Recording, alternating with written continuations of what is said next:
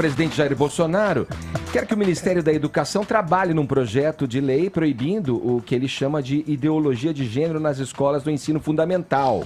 Vamos a Brasília ouvir Zé Maria Trindade.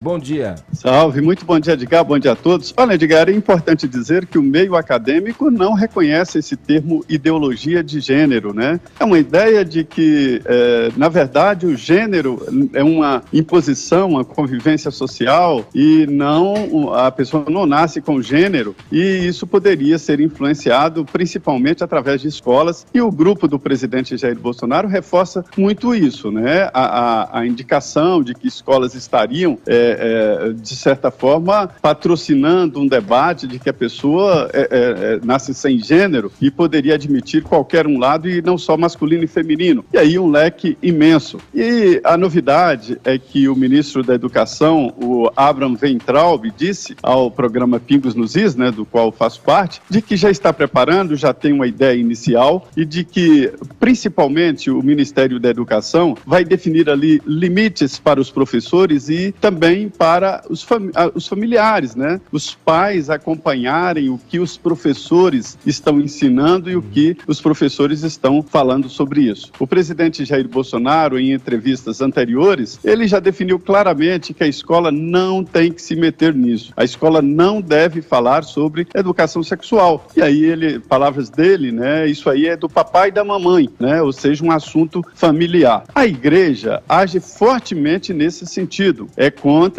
a chamada ideologia de gênero e acaba incentivando o governo a fazer esse tipo de ação.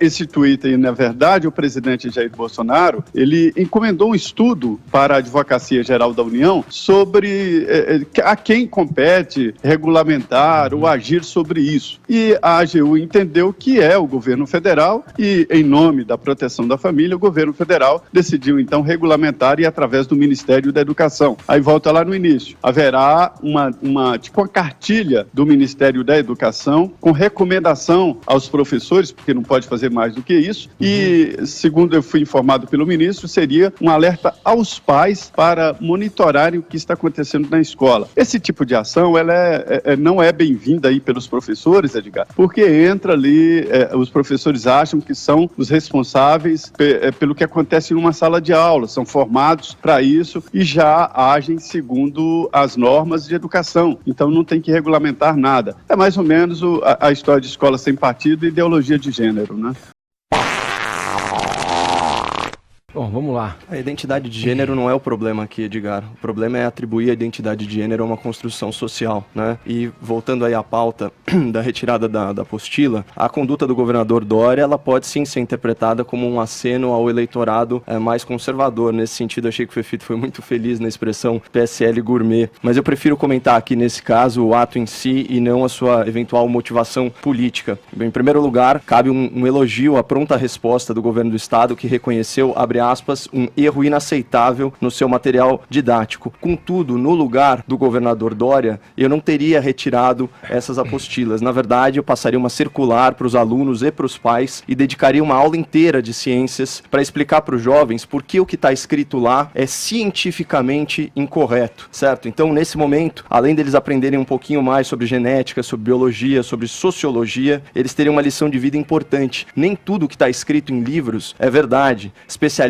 erram, professores erram e o mais importante de tudo, o Estado erra, né? O governo paulista, então, ele perdeu a chance de reforçar a máxima cartesiana, né? Cogito ergo sum. Eu penso, eu questiono, eu duvido, logo eu existo. E eu aposto que esses adolescentes aí de 13 anos, eles iam adorar, porque é uma delícia você contestar a autoridade estabelecida e a narrativa hegemônica, especialmente quando você está coberto de razão. E mais gostoso até do que aprender com os próprios erros é aprender com os erros dos outros. Eu quero ler para o ouvinte trechos da apostila recolhida e explicar por que eles são cientificamente incorretos e, portanto, não podem constar de um livro didático.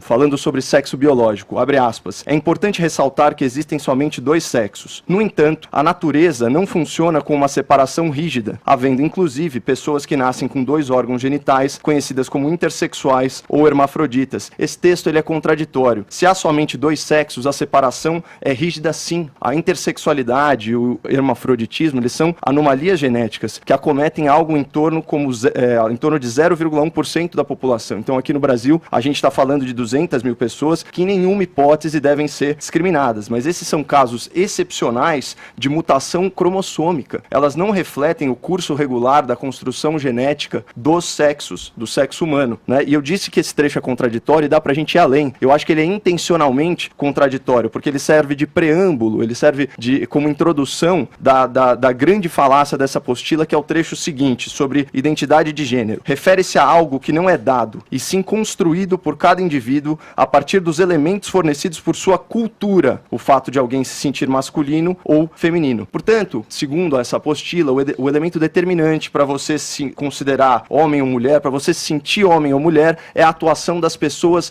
à sua volta. Você se sente homem, você se sente mulher porque alguém te falou isso. Você não teve essa liberdade de escolha. Essa opção foi imposta de certa maneira, talvez até numa relação opressora. E na sequência, olha como é confuso. Aí tem um trecho correto, que reflete a realidade da disforia de gênero. Abre aspas. Não há um elo inescapável, portanto uma relação definitiva, entre o corpo biológico e o sentimento que a pessoa possui de ser homem ou mulher. Isso sim precisa ser ensinado para a juventude, mas em termos científicos. Então é preciso falar o seguinte, olha, transtorno de identidade de gênero, ou disforia de gênero, ou incongruência de gênero, são condições clínicas catalogadas pela medicina. Se o ouvinte quiser pesquisar, o código é CID-10-F64. Por exemplo, transtorno de identidade sexual na infância é o CID-10-F64.2. 2. Esses transtornos, eles não são mais considerados como doenças mentais. É importante alertar a população sobre isso. 3. Esses transtornos, eles não se confundem com o conceito de orientação sexual, que é a atração erótica do indivíduo por pessoas do sexo oposto, do mesmo sexo ou por ambos os sexos. 4. Cerca de 0,3% da população sofre de algum tipo de incongruência de gênero. São 600 mil pessoas no Brasil, mas 75%, aproximadamente 75% dessas pessoas superam o transtorno após a puberdade, e aí elas voltam a se sentir compatíveis com o próprio sexo biológico. É por isso que tratamentos mais drásticos, como bloqueadores hormonais e cirurgia de redesignação sexual, elas devem ser evitadas no período da puberdade antes da maioridade, na minha opinião. Só que, depois de uma frase solta na apostila, com alguma pertinência, logo vem essa, abre aspas, que na verdade o Vini trouxe pra gente no começo da matéria. Podemos dizer que ninguém nasce homem ou mulher. De novo, ninguém nasce homem ou mulher, mas que nos tornamos o que somos ao longo da vida em razão da constante interação com o meio social. Pelo contrário, a esmagadora maioria das pessoas nasce homem ou mulher, exceto aqueles que padecem de anomalia genética ou que têm algum tipo de transtorno de identidade de gênero. Inclusive,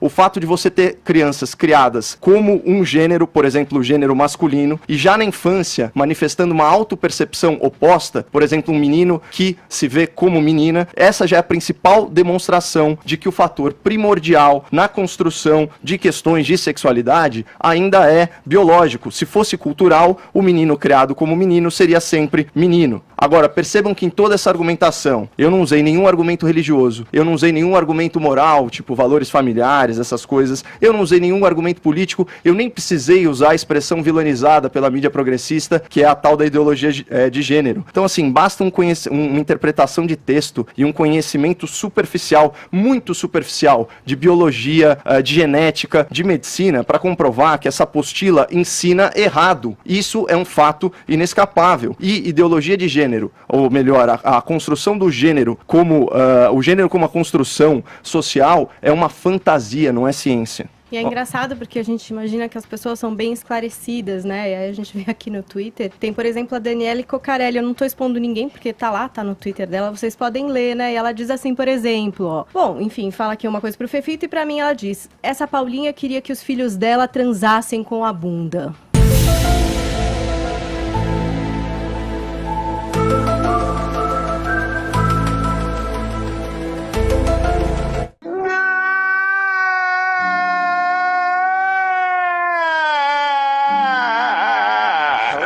O que é isso?